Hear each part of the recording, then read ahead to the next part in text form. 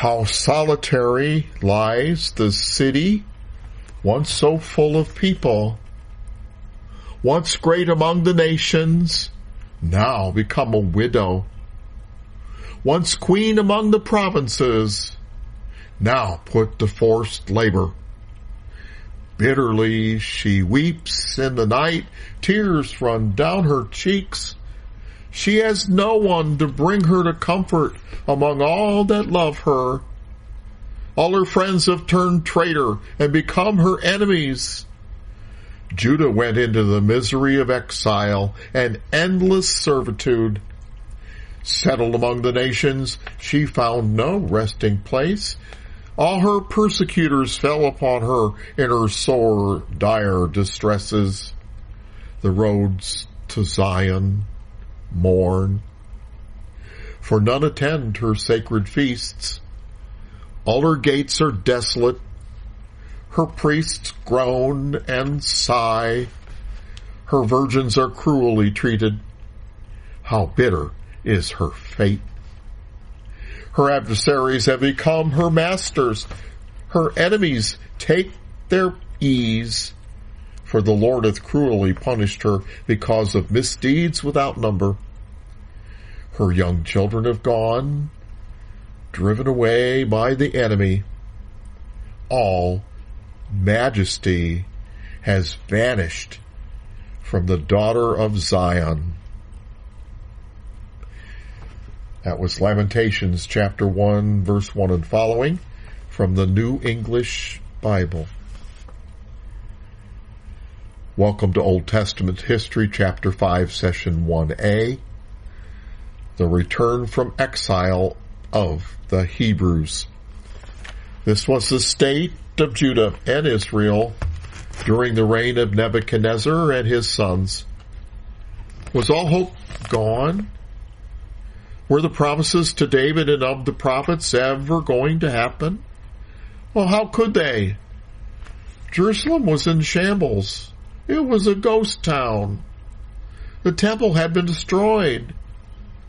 The proud people who once inhabited the land that was promised to Abraham were now scattered across the Middle East.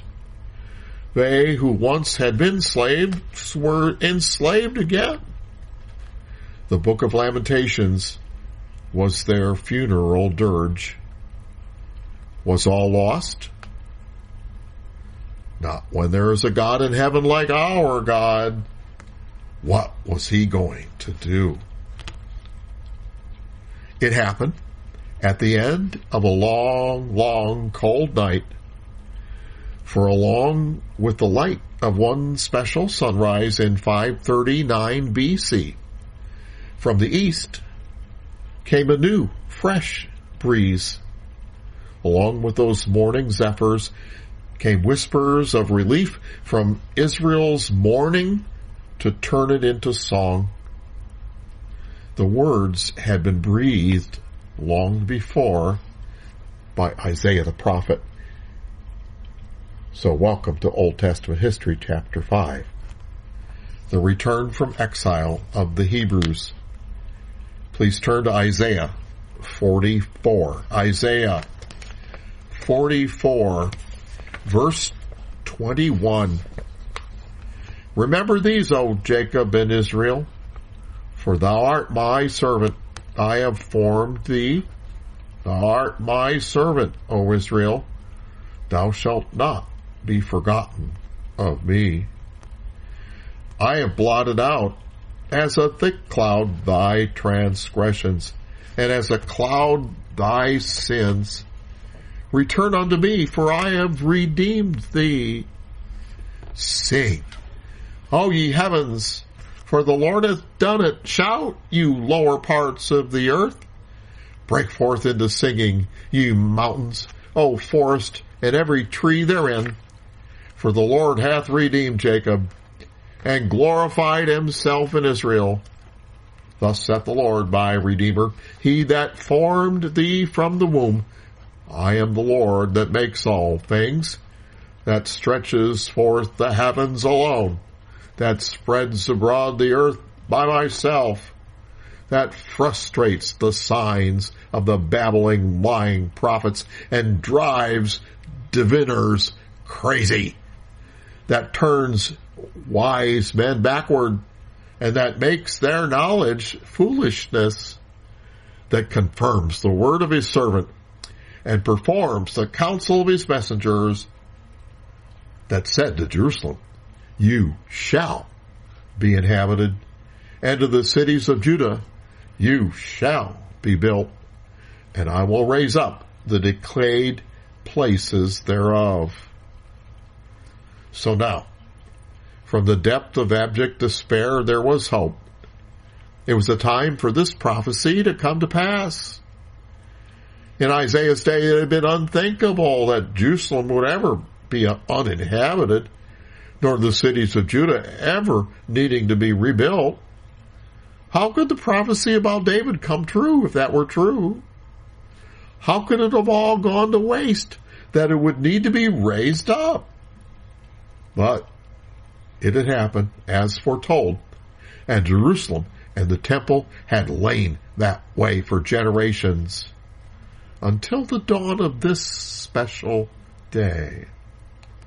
Isaiah 44 verse 27, that said to the deep, be dry, and I will dry up thy rivers. During the Babylonian campaign, the Persian army dug canals to divert rivers so they could easily cross and then attack the Babylonians.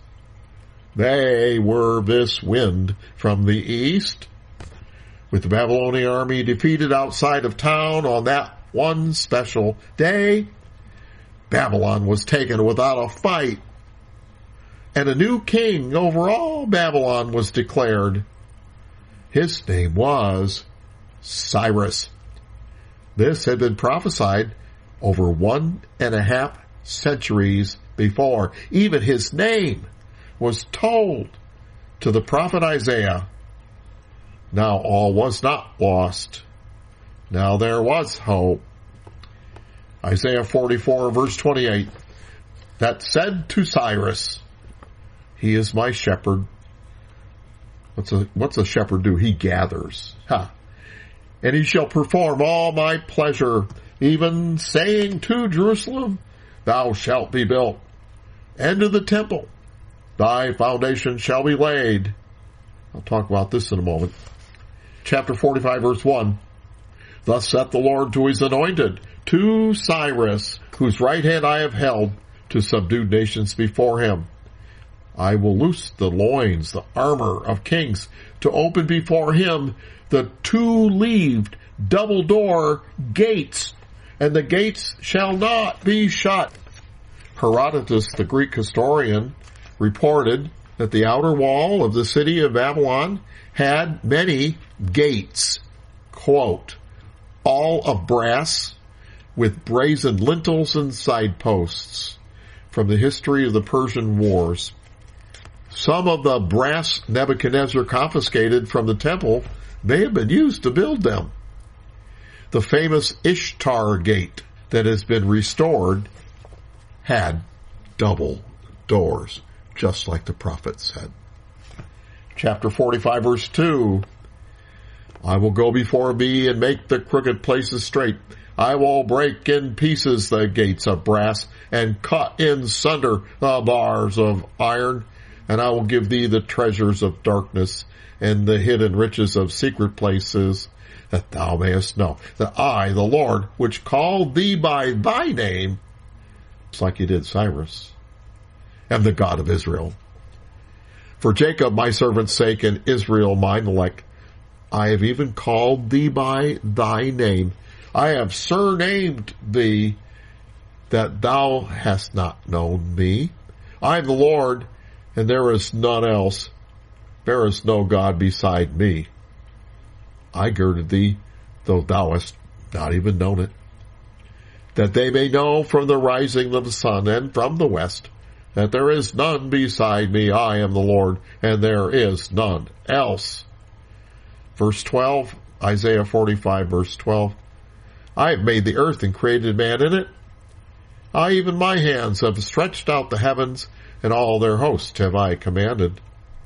I have raised him up, Cyrus, in righteousness, and I will direct all his ways. He shall build my city, and he shall let go my captives, not for price nor reward, saith the Lord of hosts. Wow. That was prophesied by Isaiah 150 years before. The fresh eastern breeze included the reform brought by Cyrus, who ruled his vast, diverse empire in a new way. Instead of ruling by means of ruthless subjugation, like the Assyrians and Babylonians and other empires in the past, who tried to homogenize their conquered peoples under one culture and religion, he instituted what a director of the British Museum called a new kind of statecraft, of tolerance and inclusion. He set up satraps, S-A-T-R-A-P-S, local government entities in which the local officials were allowed to remain in power and for the people to retain their customs and religion. That's why Daniel was retained, making the unusual transition of an official in the conquered Babylonian regime, remember he was the third in the kingdom, to one who functioned in the victorious Persian regime. This was documented in Daniel chapter 6. There is archaeological proof of this also in what's called the Cyrus cylinder. This was hailed as one of the greatest discoveries of the ancient world. It was unearthed in 1879. It was a clay cylinder about 8.5 inches long by 4 inches in diameter in the middle and tapered to about 3 inches in diameter at either end. And it was written in the cuneiform script. It was an unprecedented and important document in world history, for it declared equality in race, language, and religion for all subjects in the Persian Empire. It also allowed people who were held captive in Babylon to go back to their homeland from which they had been forcefully removed, and to return their gods to their temples that had been confiscated by Nebuchadnezzar, as well as financing the reconstruction of said temples.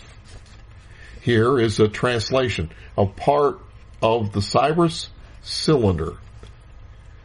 I am Cyrus, king of the world, great king, mighty king, king of Babylon, king of Sumer and Akkad, king of the four quarters, the son of Cambyses, great king, king of Anshan, grandson of Cyrus, great king of Anshan, descendant of Tiespes, great king of Anshan, and of an eternal line of kingship, whose rule Bel and Nebu loved. Now he's speaking to the Babylonians, so he's using their gods' names here, but you'll see in a moment something else.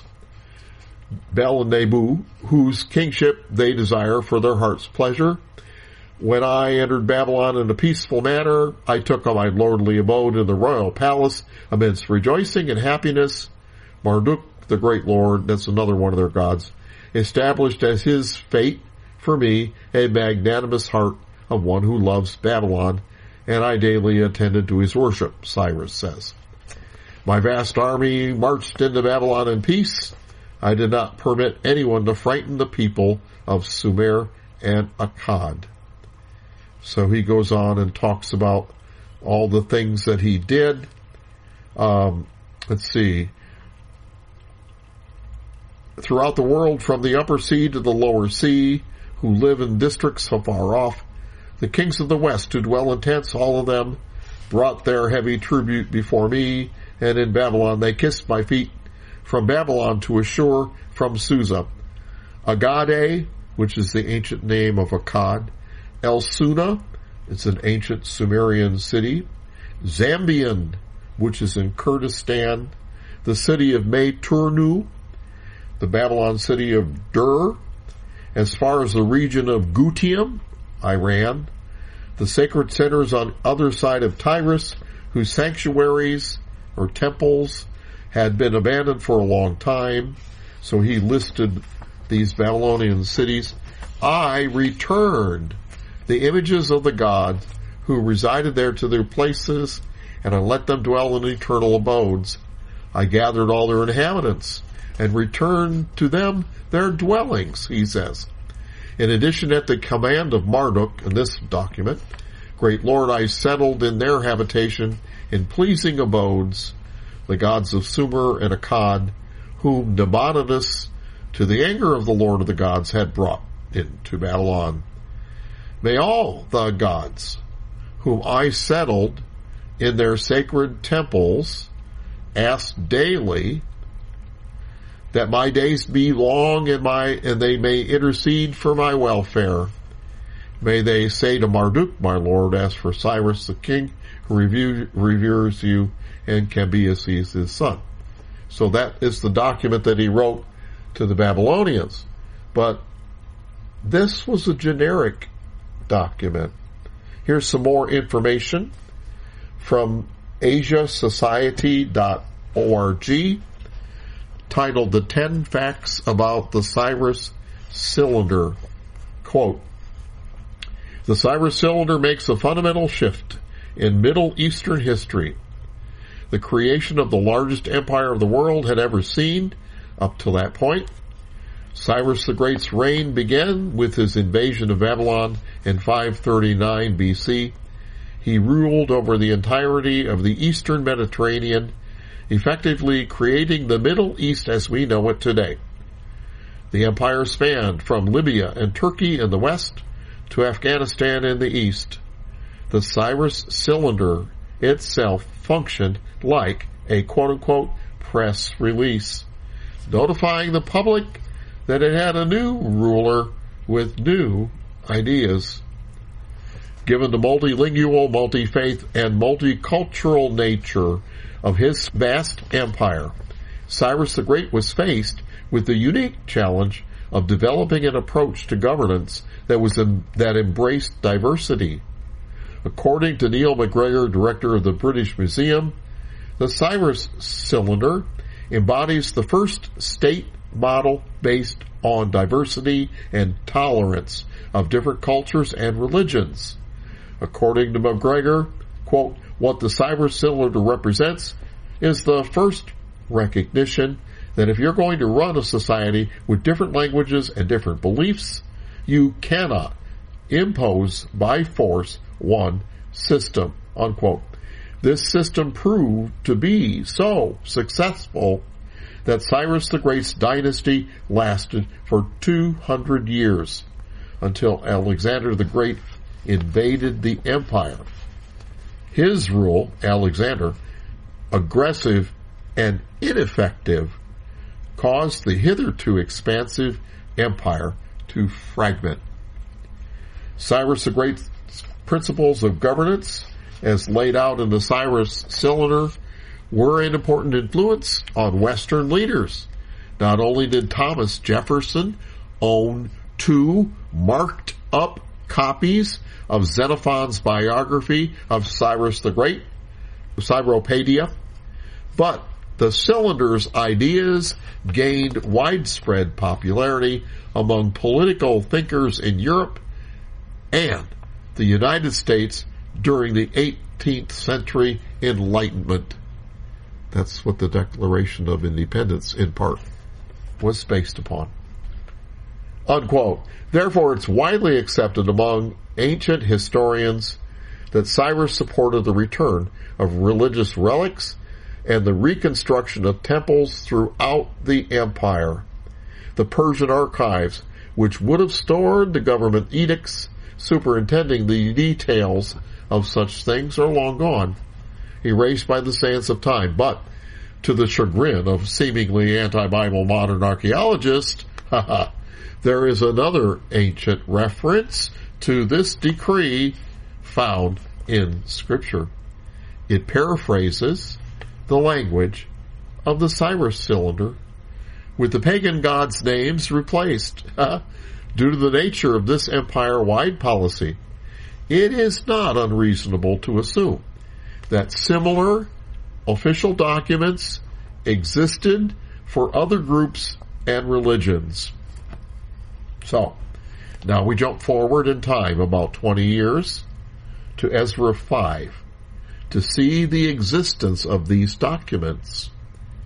The background behind this passage in Ezra 5 is that the Samaritans had opposed the rebuilding of Jerusalem and the temple because it would threaten their status as the most influential city in Palestine, a role they had assumed when Jerusalem was destroyed and abandoned.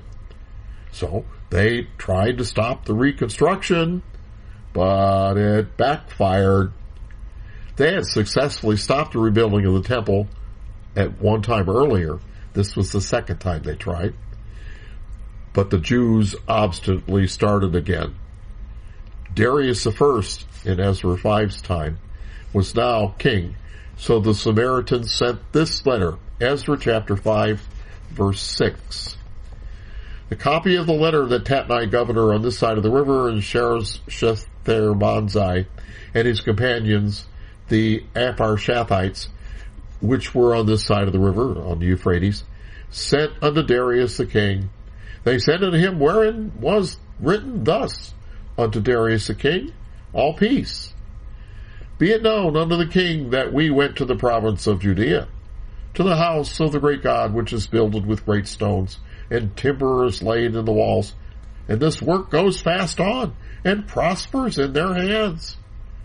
Then asked we those elders, and said unto them, Who commanded you to build this house, and to make up these walls? We asked their names also, to certify thee, that we might write the names of the men that were the chief of them. And thus they returned us an answer, saying, We are the servants of the God of heaven and earth, and build the house that was builded these many years ago, which a great king of Israel built and set up. But after that our fathers had provoked the God of heaven unto wrath, and he gave them into the hand of Nebuchadnezzar, king of Babylon the Chaldean, who destroyed this house and carried away the people into Babylon.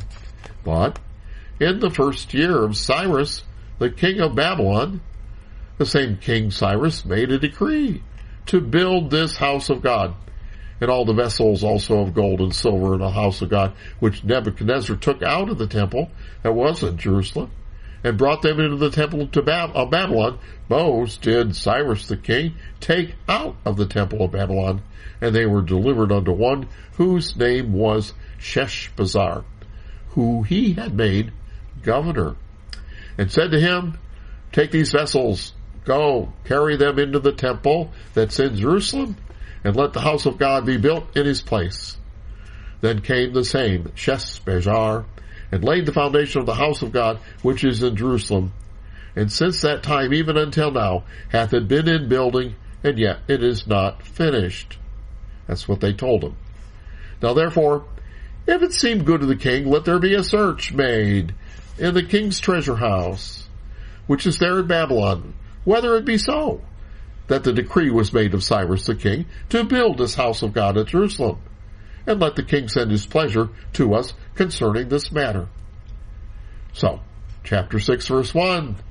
Then Darius the king made a decree, and a search was made in the house of the rolls, where the treasures were laid up in Babylon. And there was found at Echmetha, in the palace that is in the province of the Medes, a roll, and therein was a record, thus written.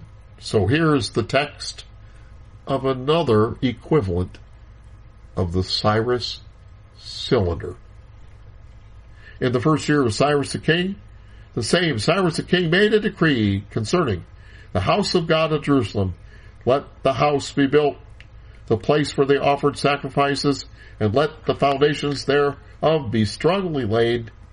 The height thereof will be 60 cubits, and the breadth thereof 60 cubits, with 3 rows of great stones, and a row of new timber, and let the expenses be given out of the king's house. Verse 5, and also let the golden and silver vessels of the house of God, which Nebuchadnezzar took forth out of the temple, which is at Jerusalem, and brought to Babylon, be restored, and brought again into the temple, which is at Jerusalem, every one to his place, and place them in the house of God. Now therefore Tatnai the governor beyond the river, Shethar-Bonzai, and your companions of the Aphrashathites, which are beyond the river, be ye far from thence. Let the work of this house of God alone. Let the governor of the Jews and the elders of the Jews build this house of God in his place. Moreover, I make a decree that you, the Samaritans, shall do to the elders of these Jews for building of this house of God, that of the king's goods, even of the tribute beyond the river that you guys are collecting, forthwith expenses be given unto these men, that they be not hindered. Boy, did that backfire on them. Woo! And that which you have need of, both of young bullocks and rams, and lambs for the burnt offering of the God of heaven, wheat and salt and wine and oil, according to the appointment of the priests which are at Jerusalem, let it be given them day by day without fail, that they may offer sacrifices of sweet savors unto the God of heaven, and pray for the life of the king and of his sons. Wow! Ha ha! So there's evidence that Cyrus's decree, recorded in the Cyrus cylinder, was repeated, but customized for other ethnic groups and religions, and along with them were subsequent administrative documents which managed the details. Cyrus's benevolent rule won the hearts of the suppressed people from all over the empire and achieved peace and prosperity in a new way, without abuse and dominion. Wow. Ezra chapter 1 also records this. Look at Ezra. Ezra chapter 1.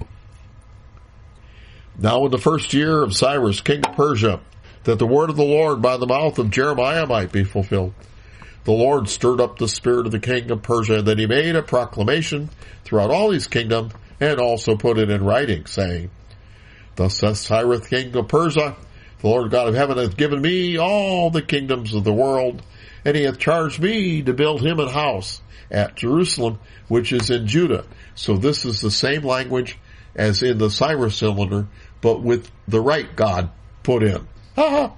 Who is there among you of all his people? His God be with him. And let him go up to Jerusalem, which is in Judah, and build the house of the Lord of God of Israel. He is the God which is in Jerusalem. And whosoever remaineth in any place where he sojourns, let the men of his place help him with silver and with gold and with goods and with beasts, beside the freewill offering for the house of God that it is in Jerusalem. Wow. So, the prophecy spoken of here in Ezra is that 70-year prophecy that Jeremiah prophesied. That period began with the carryings away. Ren and I are still working out the details of exactly how all the parts of it count out. But when the word says 70 years, it means 70 years. But that would have to fit with their methods of calendaring and counting, not ours. So you see, as with the other turning points in history, God had raised someone to be there at the right time, with the right answers, and shape the future. Cyrus had been that man. But also, at these important turning points, that pivotal man is not alone. Moses had Aaron and Miriam. Wow, what a power family. He also had Joshua too. There were others that were functioning for God around Cyrus. A very important one was Daniel. He laid the prophetic groundwork for this new phase in Old Testament history. Look at Daniel chapter 1, verse 17. Daniel chapter 1, verse 17. So he was carried away from Jerusalem in one of the carryings away by Nebuchadnezzar, and some other very important young men of great ability were brought with him. Verse 17, and as for these 4 children, they calls them children because they weren't 30 years old. They probably were in their late teens or early 20s. God gave them understanding and skill in all learning and wisdom. And Daniel had understanding in all visions and dreams. Now at the end of the days that the king had said that he should bring them in, the prince of the eunuchs brought them in before Nebuchadnezzar. And the king communed with them. And among them all was found none like Daniel, Hananiah, Mishael, and Azariah. That's Daniel, Shadrach, Meshach, and Abednego. Therefore stood they before the king in all matters of wisdom and understanding that the king inquired them of. He found them 10 times better than all the magicians and astrologers that were in all his realm. And verse 21, Daniel continued even unto the first year of the king Cyrus. So Daniel interpreted Nebuchadnezzar's dream. You remember, Ren taught about that. And because of that, he was put in charge of the Magi. You know what that was? That was the king's team of geeks. They were his Magi, his experts. And it says Daniel continued till the reign of Cyrus. So that means that Daniel would live into his mid-90s. Chapter 2, verse 48 of Daniel says, Then the king made Daniel a great man after he interpreted the dream, and gave him many great gifts, and made him ruler over the whole province of Babylon, a believer with the Spirit on him, and chief of the governors over all the wise men, the Magi. Verse 49, Then Daniel requested of the king, and he set Shadrach, Meshach, and Abednego over the affairs of the provinces of Babylon. But Daniel sat in the gate of the king. So Daniel brought in the rest of the gifted men from Judah who had the Spirit upon them. You know what? This inevitably laid the foundation for the times to come. After this came the fiery furnace incident. Remember? With that Shadrach, Meshach, and Abednego would not bow to Nebuchadnezzar's image, and they miraculously survived being thrown in that furnace. And afterwards, Daniel chapter 3 verse 30 says, they were promoted in the kingdom. Meanwhile, remember Jeremiah was telling the kings of Judah back in Jerusalem at the same time that they ought to go along with the king of Babylon and not rebel against them. And if they did so, they'd live, and Judah and Jerusalem would not be destroyed. Well, we could see 500 miles away, the other believers were in the court of the king Nebuchadnezzar. So God was preparing back then in the capital city of Babylon. He had his men in influential positions even then. So, not only did Daniel influence Cyrus when he lived to Cyrus's time, he also impressed Cambyses, Cyrus's son, who probably was, quote, Darius the Mede, unquote, of Daniel chapter 6. Darius is a throne name, which means holder, i.e., like holder of authority. Many rulers had that title. So Cambyses was a ruler also that was so concerned about Daniel in the lion's den. These were in the last years of Daniel's life. So Daniel chapter 6, verse 25, after the lion's den incident, Then King Darius wrote unto all people, nations, and languages that dwell in all the earth, Peace be multiplied unto you. I make a decree that in every dominion of my kingdom men tremble and fear before the God of Daniel, for he is the living God and steadfast forever. His kingdom that shall not be destroyed, and his dominion shall be even unto the end. He delivereth and rescues. He works signs and wonders in heaven and in the earth, who hath delivered Daniel from the power of the lions. So this Daniel prospered in the reign of Darius and in the reign of Cyrus the Persian. So this Darius there had to be Cambyses. In between these incidents, due to the successions of kings and the political machinations thereof, Daniel had been displaced in the hierarchy. But then, as Wren taught, in the incident with the handwriting on the wall, he was remembered and he became the third in the kingdom. That was the position that he was in when Cyrus took over with Cambyses, his viceroy or satrap, the provincial governor in the city of Babylon. So look at Daniel chapter 9, verse 1. Daniel chapter 9, verse 1. In the first year of Darius, the son of Ahasuerus, of the seed of the Medes, which was made king over the realm of the Chaldeans. In the first year of his reign, I, Daniel, understood by books the number of years whereof the word of the Lord came to Jeremiah the prophet, that he would accomplish 70 years in the desolations of Jerusalem. So Daniel put this stuff together that first year. All right? And that first year was the same year that Cyrus made the proclamation. Here, Darius is Cambyses in chapter 9, verse 1, and Ahasuerus is a throne name that's attributed to Cyrus. So, Daniel was in a position to influence the very proclamations that we have witnessed. This Darius, therefore, would have been Cambyses, and Ahasuerus is Cyrus.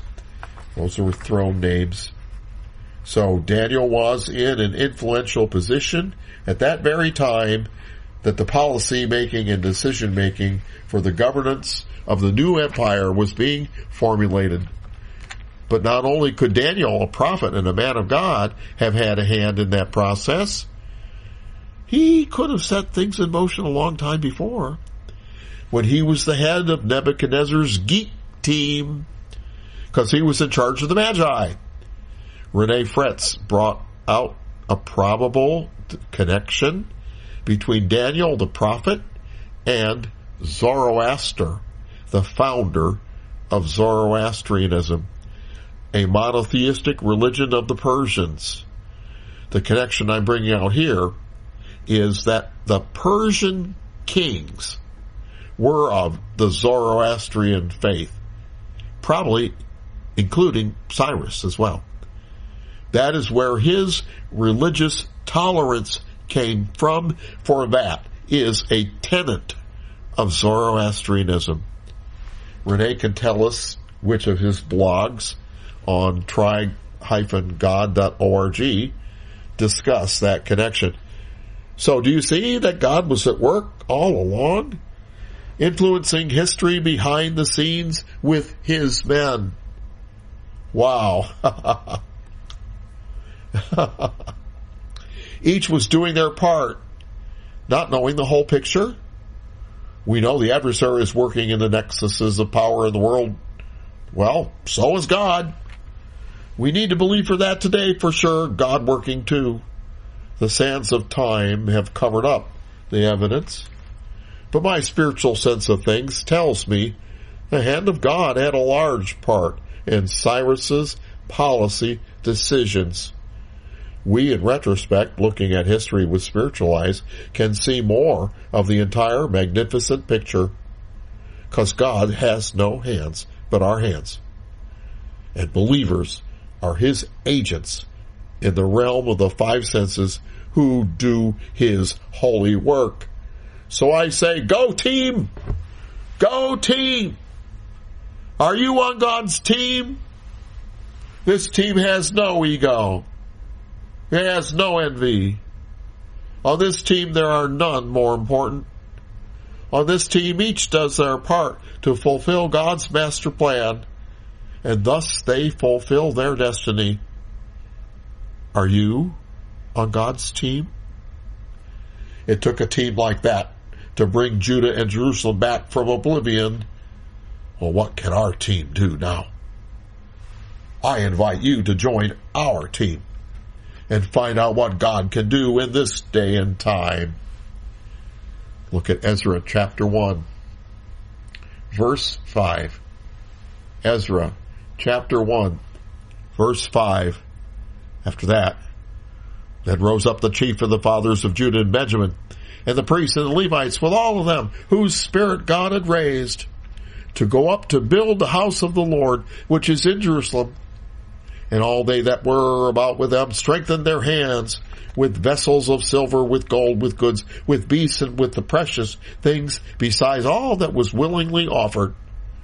Also Cyrus the king brought forth the vessels of the house of the Lord, which Nebuchadnezzar had brought forth out of Jerusalem, and had put them in the house of his gods. Even those did Cyrus, king of Persia, bring forth by the hand of Mithredath, the treasurer, and numbered them unto Sheshbazzar, the prince of Judah. And this is the number of them: 30 chargers of gold, 1,000 chargers of silver, and 29 knives, 30 basins of gold, silver basins of a second sort, 410, and the other vessels 1,000. And all the vessels of gold and of silver were 5,400. And all these did Sheshbazzar bring with them of the captivity that were brought up from Babylon unto Jerusalem. So, the next champion in the team in this line of influential believers is Sheshbazzar, who also is called Zerubbabel. The first name is Babylonian, the second name is Hebrew. Some scholars disagree, saying they're different individuals, but Zechariah chapter 4 verse 9 and Ezra chapter 5 verse 16 say that both Zerubbabel and Sheshbazzar are the names of the individual who, quote, laid the foundation of the temple.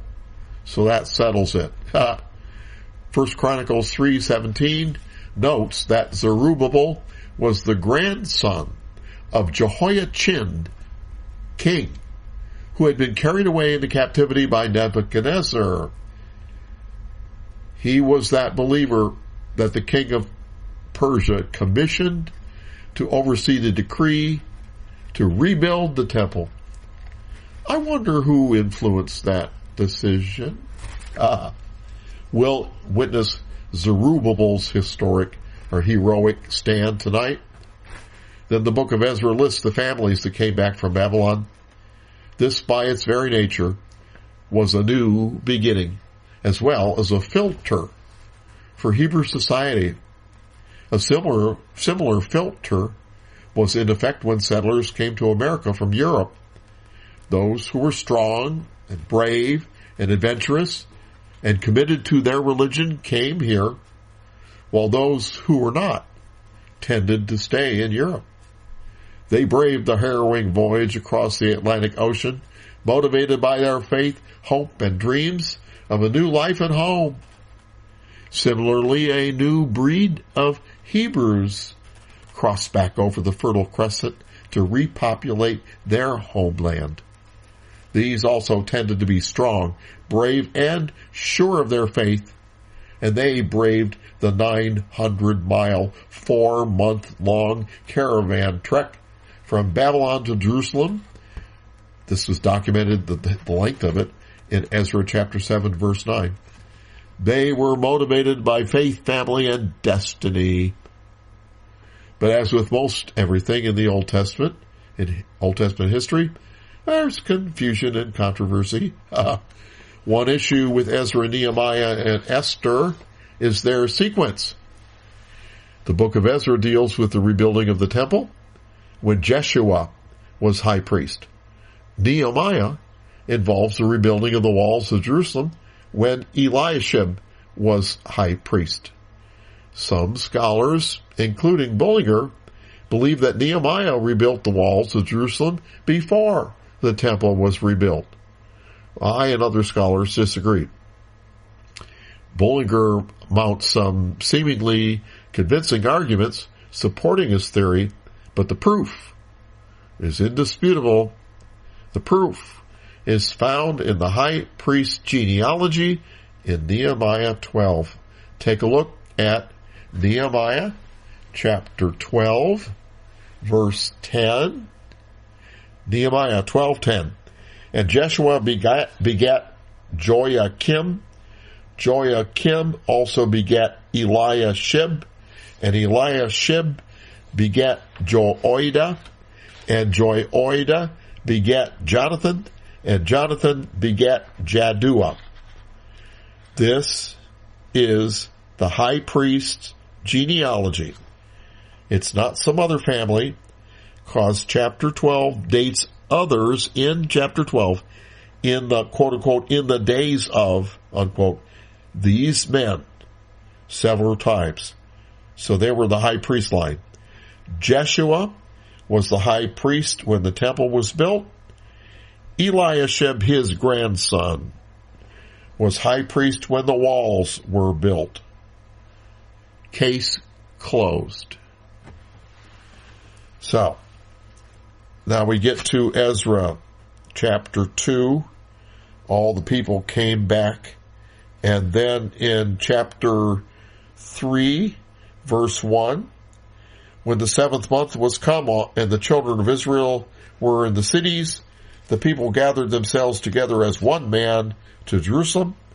Then stood up Jeshua, the son of Jozadak, and his brethren the priests, and Zerubbabel, the son of Shealtiel, and his brethren. And they built the altar of God of Israel to offer burnt offerings thereon, as it was written in the law of Moses, the man of God. And they set the altar upon its bases, for fear was upon them because of the people of those countries. And they offered burnt offerings thereon unto the Lord, even burnt offerings morning and evening. They also kept the Feast of Tabernacles, as it is written, and offered the daily burnt offerings by number, according to the custom, as the duty of every day required. So the cycle had started, and the framework for worship was revived. And afterwards offered the continual burnt offering, both of the new moons and of the set feasts of the Lord that were consecrated, and of every one that willingly offered a free will offering unto the Lord. Verse 6, from the first day of the 7th month began they to offer burnt offerings unto the Lord, but the foundation of the temple was not yet laid. Now, in the second month, in the second year, verse 8, of their coming unto the house of God at Jerusalem, in the second month, began Zerubbabel the son of Shealtiel, and Jeshua the son of Jozadak, and the remnant of their brethren the priests and the Levites, and all that were come out of the captivity unto Jerusalem, and appointed the Levites from 20 years old and upward to set forward the work of the house of the Lord. So now, the next person on the team is Jeshua, the high priest. He's the next champion of faith on the team to accomplish this incredible feat of rebuilding and restoring Judah and Jerusalem. You see, this truly was a revival in all senses of the word. All the elements were there. The energization from God. His key believers were in charge, and they were acting. The people, too, were ready for change. That is, change back to the truth. That involved introspection, commitment, and honesty on their part, and bravery, steadfastness, and dedication on the part of the reformers. Do you see what was going on? We stand at a similar crossroads today. The accuracy of the word has been declared.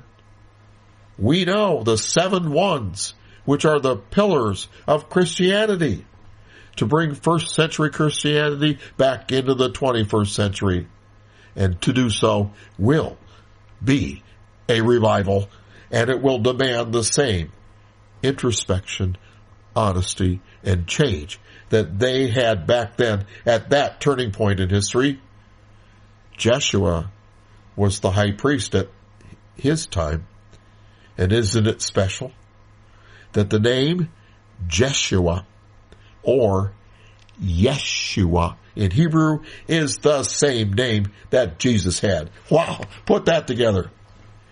Chapter 3, verse 9 of Ezra. Then stood up Jeshua with his sons, with his brethren, Kadmiel and his sons, the sons of Judah, together to set forward the workmen in the house of God, the sons of Henadad, with their sons and their brethren, the Levites.